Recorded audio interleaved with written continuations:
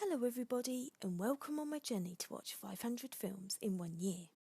The next 5 films I watched were all of the movies in the Bourne franchise.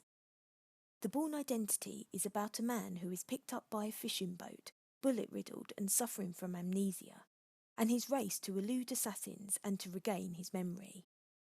The Bourne Supremacy is about when Jason Bourne is framed for a CIA operation, meaning he is forced to resume his former life as a trained assassin to survive.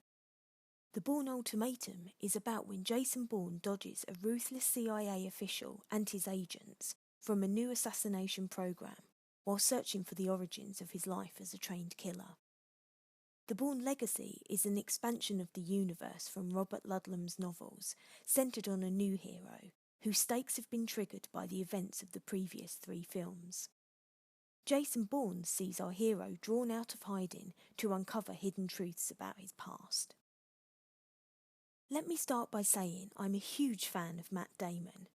I think he's a talented writer, an excellent actor, and a professional and pleasant man, judging by the interviews I've seen.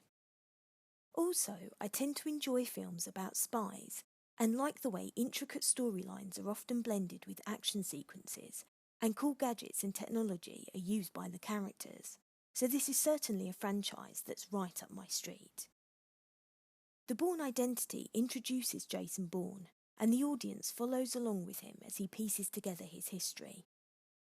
The fight choreography and stunts are realistic, and Matt Damon is completely believable in the lead role. The supporting cast is also fantastic, and the ending is satisfying. Funnily enough, a TV movie of the same name was made in 1988, starring Richard Chamberlain, which was broadcast in 2 two-hour sections, but the plot was different to the later movie and the book of the same name. The Bourne Supremacy sees Jason Bourne remember more of his earlier life, and the plot goes in an interesting direction.